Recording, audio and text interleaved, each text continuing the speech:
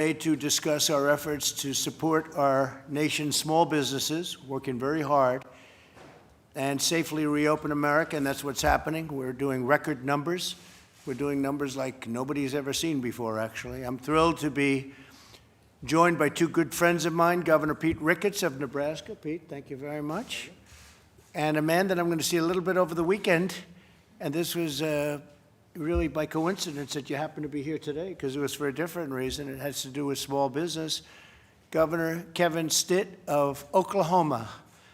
And we're going to be in Oklahoma, and it's a crowd like I guess nobody's seen before. We have tremendous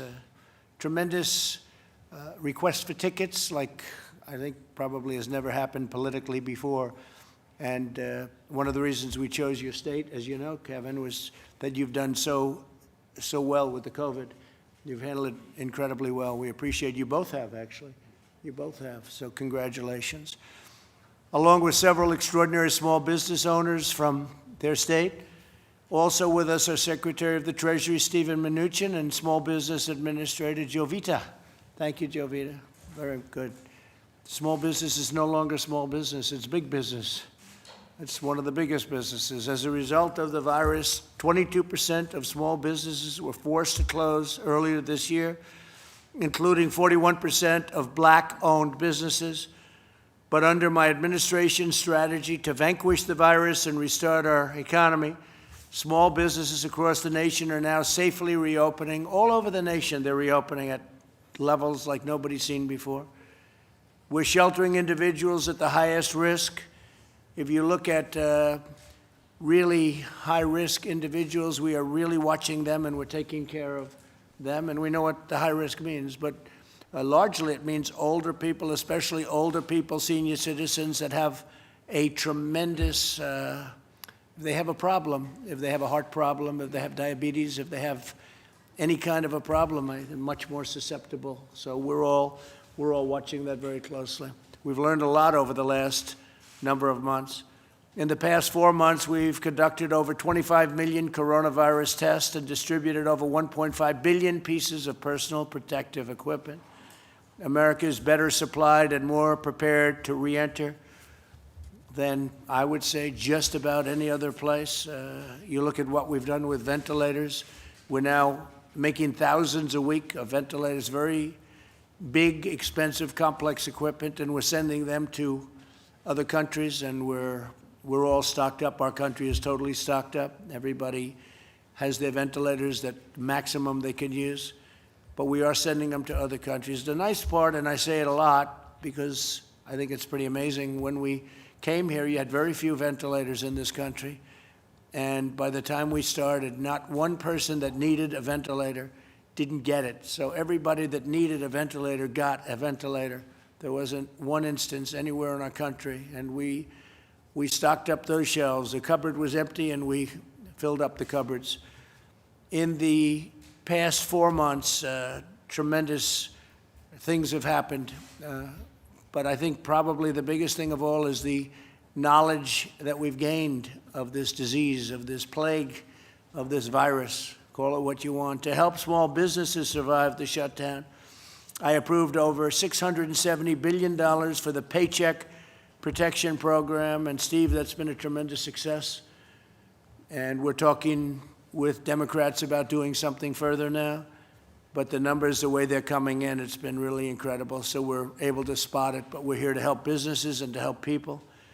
To date, we've processed over 4.6 million small business loans, saving and supporting an estimated 50 million American jobs, Jovita. That's incredible. The small business owners that we have with us this afternoon all received the PPP loans, and now their businesses are on the road to recovery, and they're doing really well. We have a lot of businesses that are doing really well. We're talking about a V-shape. We're almost like an I-shape. I is straight up and down, but I talked about V-shape, and a lot of people disagreed with me. Not everybody, but a lot of very smart Wall Streeters were disagreeing. Now they're pretty much coming on board, saying it looks like it could be a V. So a V is the thing we were shooting for, and it looks like that's what we've got. I want to thank our people and my representatives for their decisive actions. And last month we added a record 2.5 million jobs It's the highest in the history of our country in 1 month. That's the highest number of jobs, 2.5 million. The Dow rose above 26,000 points, and we saw the largest surge in retail sales ever recorded. Next year is shaping up to be one of the greatest years in the history of our country from an economic standpoint. I truly believe that. I think we're going to have a great third quarter. We're going to have a great fourth quarter, and next year is going to be a phenomenal year. I believe that NASDAQ actually set the record. During a pandemic, NASDAQ just they broke their record, Larry. Is that a correct statement? So it was higher than even before. It's an amazing achievement. After I was elected president, our country added more than 7 million jobs, 12,000 factories, and trillions of dollars of wealth. We created nearly 9,000 opportunity zones, and African American, Asian American, and Hispanic American unemployment and poverty reached all-time lows. We had the greatest employment numbers we've ever had, and then we had to turn it off. We saved millions of people by doing it. We did the right thing, and now we're turning it back on, and the numbers are going up much, much faster than anybody would have thought, and it's a great honor to see it. And these two governors, by the way, have done a fantastic job. Two very extraordinary men, Nebraska and Oklahoma. We built the strongest economy the world has ever seen before the virus, and together we're doing it again. So we did it before the virus, we had to turn it off, and now we're doing it again, and that's what's happening. So now I'd like to, maybe we'll start off with Governor Ricketts, and then we'll get to my friend over here. I'll be seeing so much of you in the next couple of days. I'll take you second. Okay, thank you very much. Please. Well, thank you very much, Mr. President, and to all of your team here.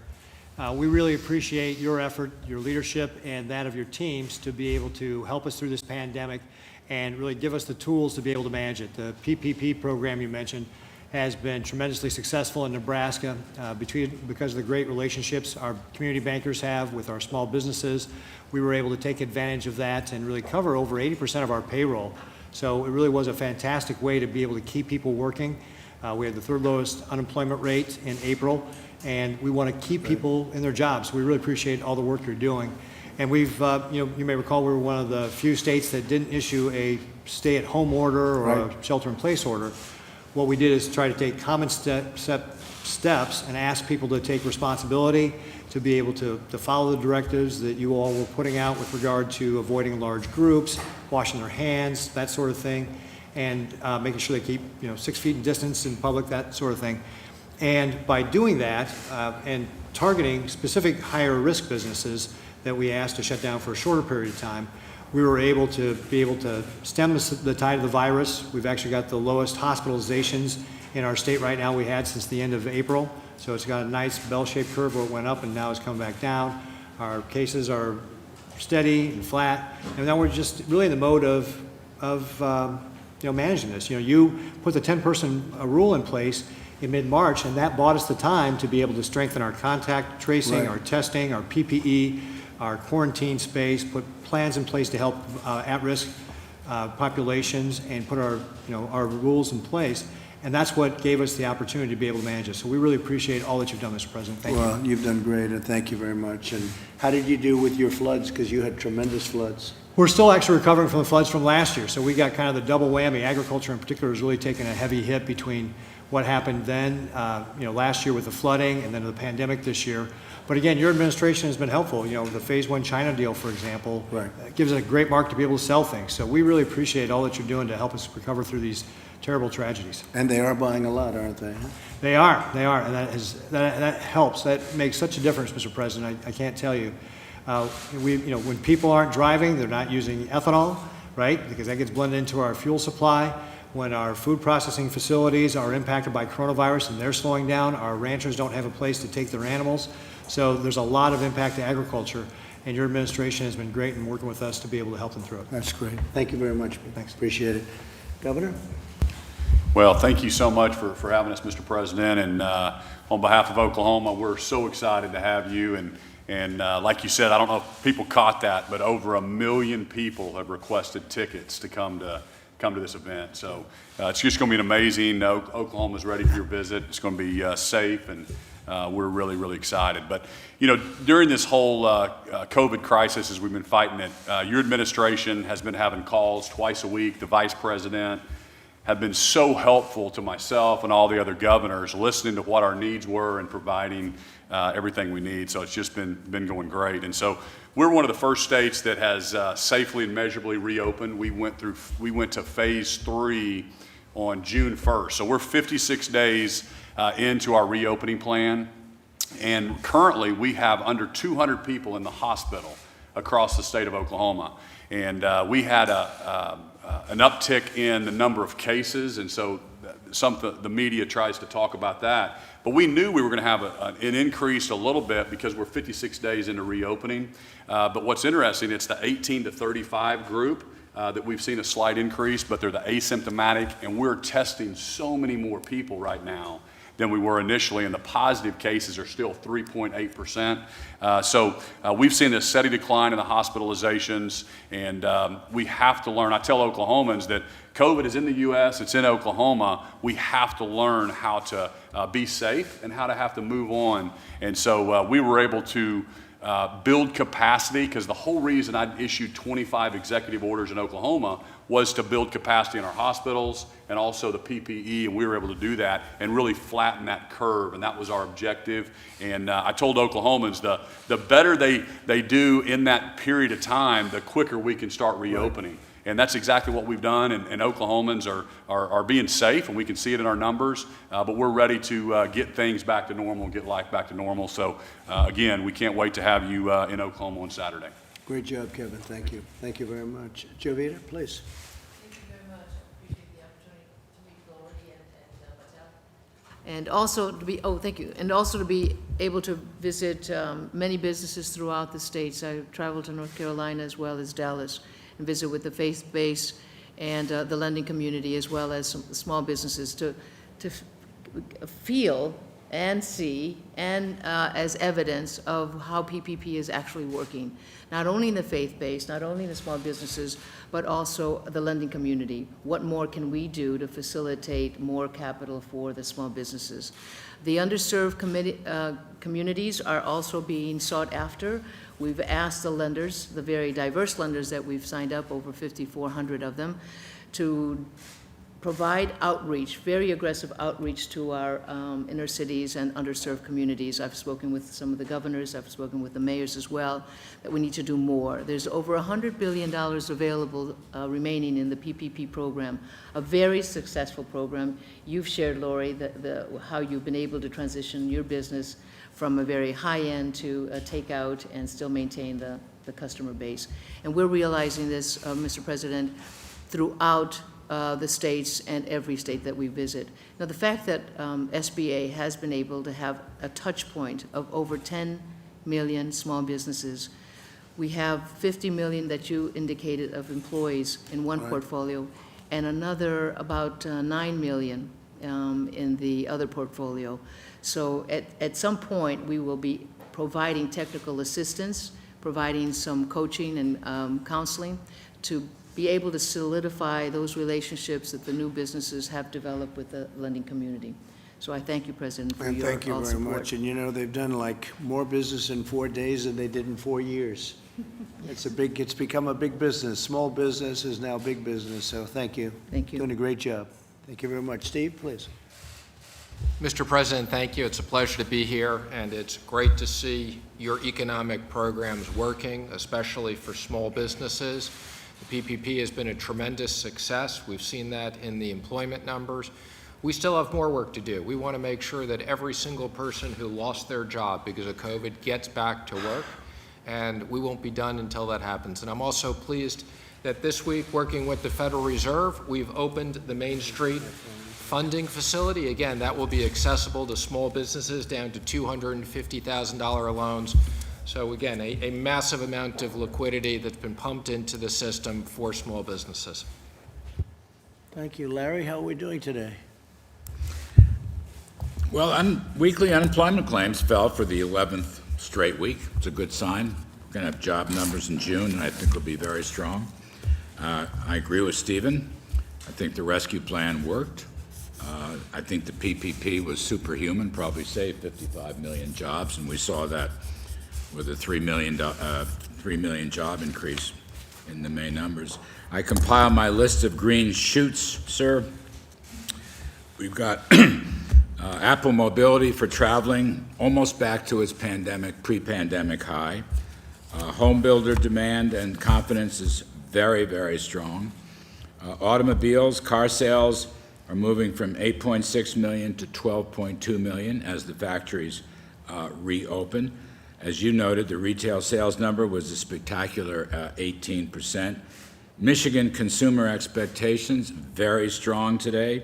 NFIB Optimism Index, expect economy to improve, a record jump. Expect economy to improve, a record jump. And manufacturing, the Philly Fed and the New York Fed, future activity indexes are off the charts.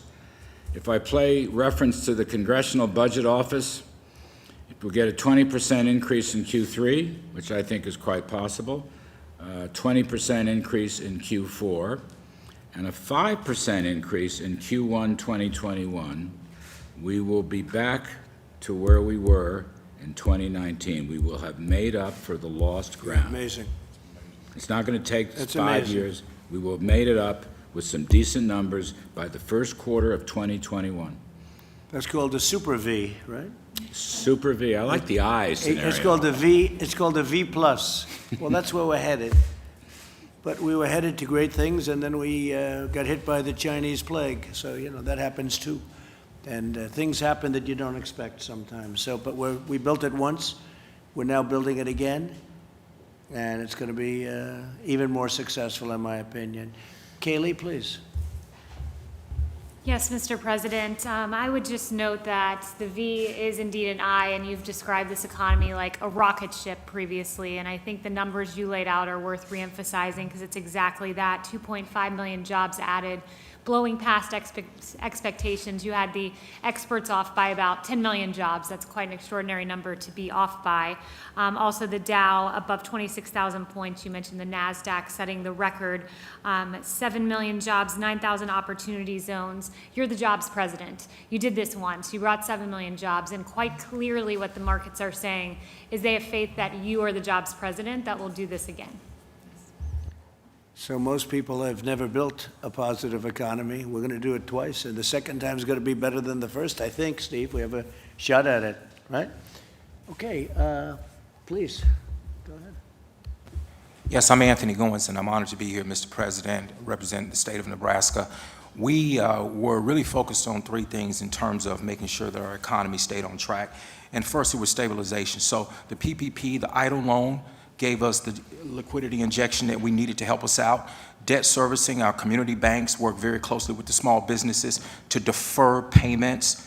And then we move into recovery. And when we talk about recovery, the $1.08 billion that we've received from the Treasury has been a huge help. We've broken it down into 4 programs: small business stabilization, rural broadband.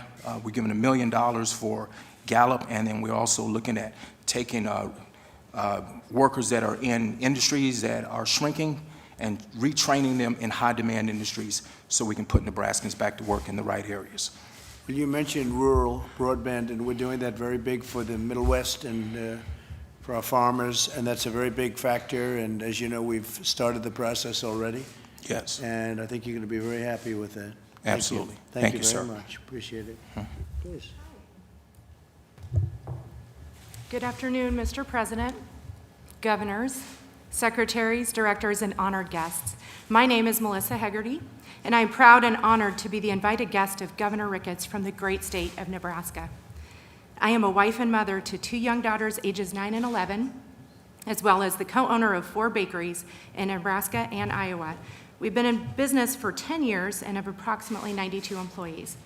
Early on in COVID-19, we decided not to lay off any employees, rather ask the ones that live at home with their parents to scale back on some of their hours if they can. By doing that, it would give the other employees that needed their shifts to be able to cover their rent and other expenses an opportunity to keep their hours.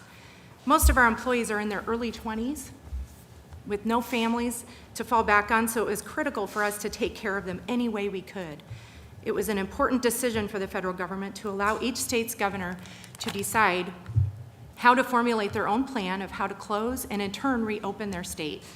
Fortunately, my businesses in both Nebraska and Iowa were able to continue to serve our guests inside the bakery while practicing social distancing, sanitizing between guests, all while everyone wears a mask.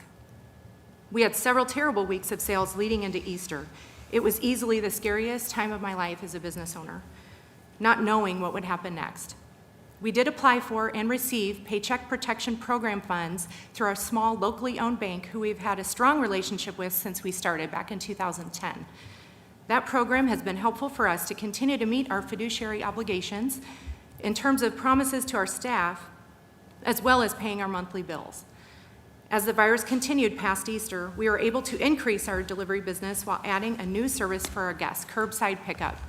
But with curbside pickup, it did come with some challenges. So increased labor would be probably the biggest effect on our bottom line. Additional employees have been added to answer the phones, and runners are needed to take orders out to the guests waiting in their car.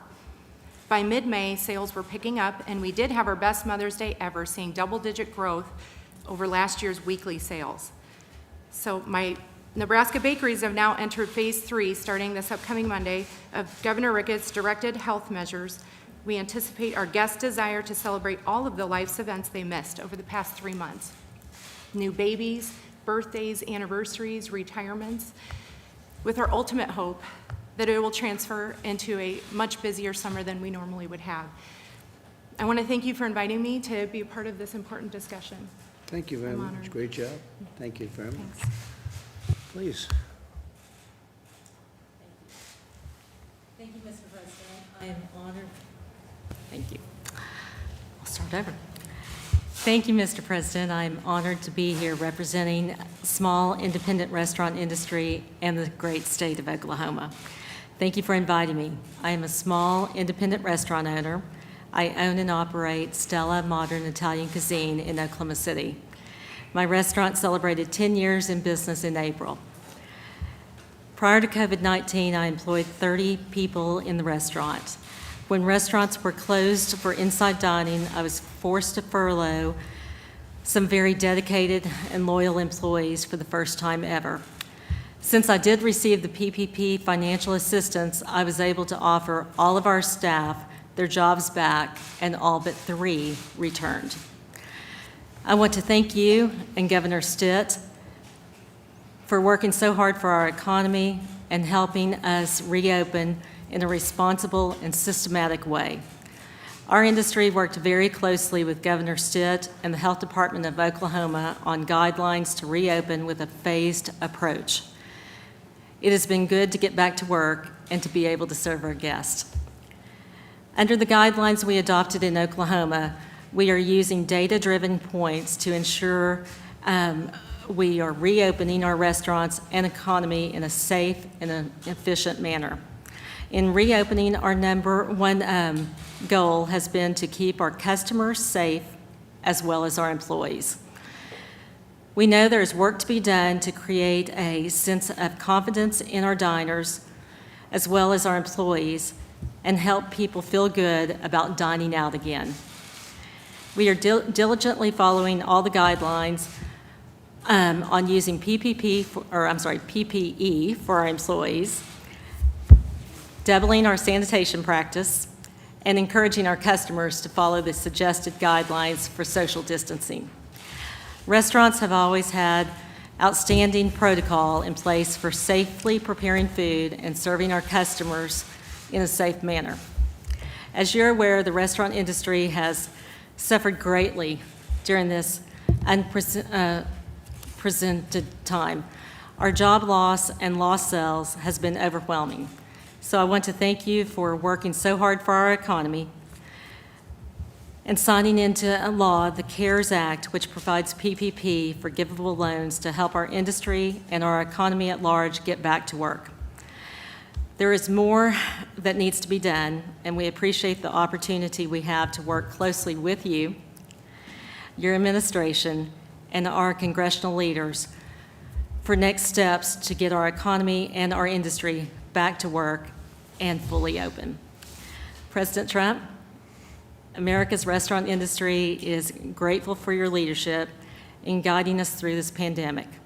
Thank you again for inviting me to meet with you, and thank you for Governor Stitt for your leadership in getting Oklahomans back to work.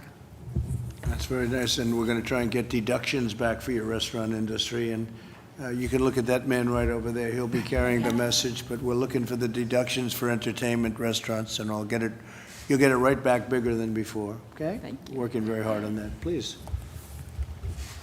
Thank you, Mr. President. Honored to represent the lodging industry before America's first hotelier president.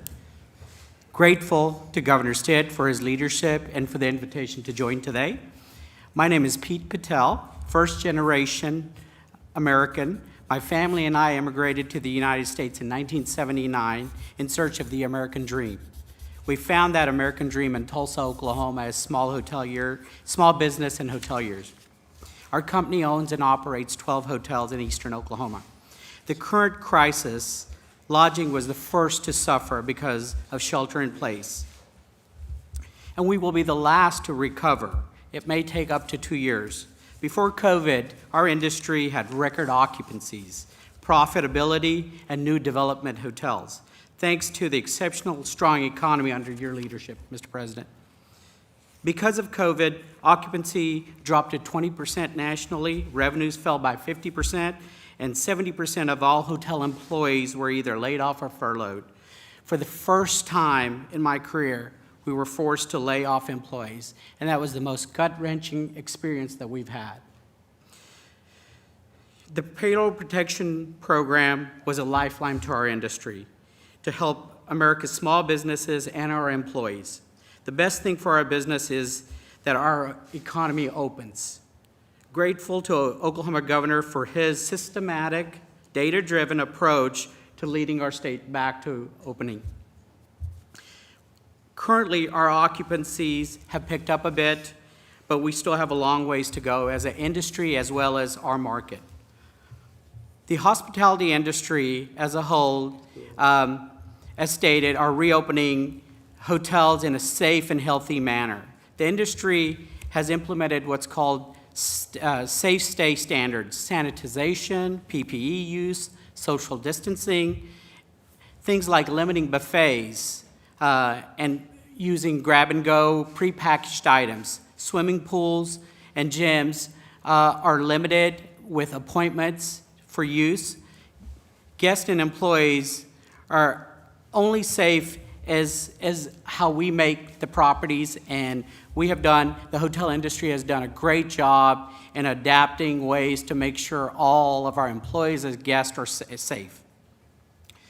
Mr. President, I would like to mention a couple of things. We need more states to reopen, consumers to feel safe to travel. Industry will need additional resources to help pay our bills. Increase cap on the EIDL program would be very helpful to us.